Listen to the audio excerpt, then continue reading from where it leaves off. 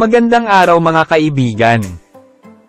At sa video na ito, tatalakayin natin ang kwento ng isa sa mga pinakakilalang YouTuber sa Pilipinas, si Kong TV, o mas kilala bilang Lincoln Cortez Velasquez.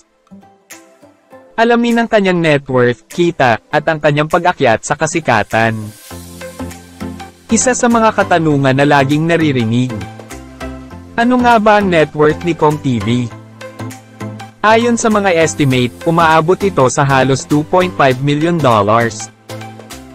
Subalit, maaaring mas mataas pa ito dahil sa iba't ibang pinagkukunan ng kita ni Kong TV, tulad ng kanyang vlogging group, bandang Cole, clothing line, at pagiging actor at video game streamer. Sa kabuuan kung pagsamahin ang ibang income source ni Kong ay aabot sa $3.5 million o higit na 175 milyong peso. Gaano nga ba karaming pera ang kumikita si Kong TV? Ayon sa aming pag-aaral, umaabot ito sa mga $625,000 kada taon o halos 35 milyong peso kada taon mula sa YouTube advertising revenue. Subalit, posibleng mas mataas ito dahil sa iba't ibang pinagkukunan ng kita ni Kong TV. Ang kanyang kahusayan bilang vlogger, mang-aawit, negosyante, at streamer ay nagdadagdag ng posibilidad na aabot ito ng $1.13 million kada taon o mahigit na 63 milyong peso kada taon. Paano nga ba nagsimula si Kong TV? Noong Pebrero ng 2008, itinatag niya ang kanyang YouTube channel at unang nilabas na nilalaman ay isang music video parody ng Silent Sanctuary's Rebound. Nagsimula siyang maging seryoso sa YouTube noong 2011, iniwan ang kanyang trabaho bilang networker, at nagsimulang mag-focus sa vlogging. Sa paglipas ng mga taon, bumuo si Kong ng Team Payaman noong 2015, kung saan kasama niya ang kanyang mga kaibigan at pamilya. Ang kanilang mga vlogs ay naging paborito ng marami dahil sa kanilang likas at kakaibang estilo. Ito rin ang naging susi sa pag-akyat ng subscribers ni Kong TV.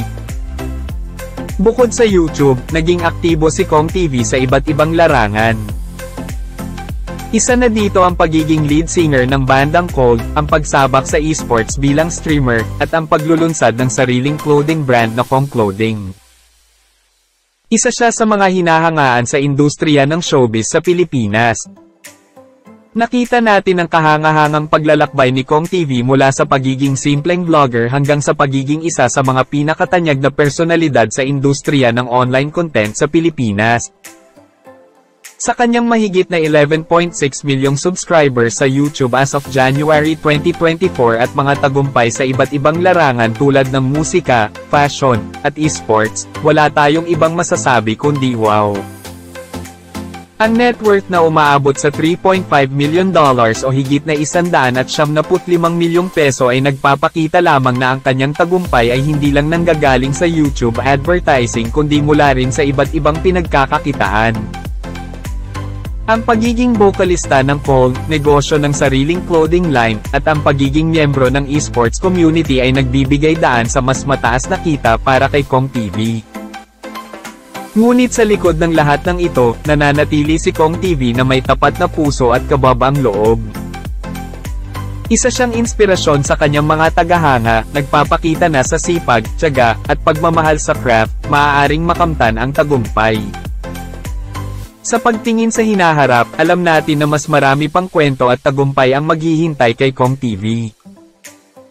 Ang kanyang kwento ay isang halimbawa ng kung paano ang isang simpleng vlogger ay maaaring maging inspirasyon at huwaran sa ating mga kababayan.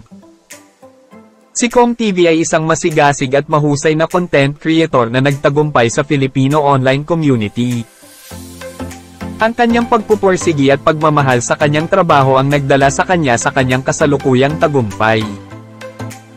Sana ay nagustuhan niyo ang kwento ng buhay at karera ni Kong TV. Huwag kalimutan mag-subscribe, i-like, at i-share ang video na ito.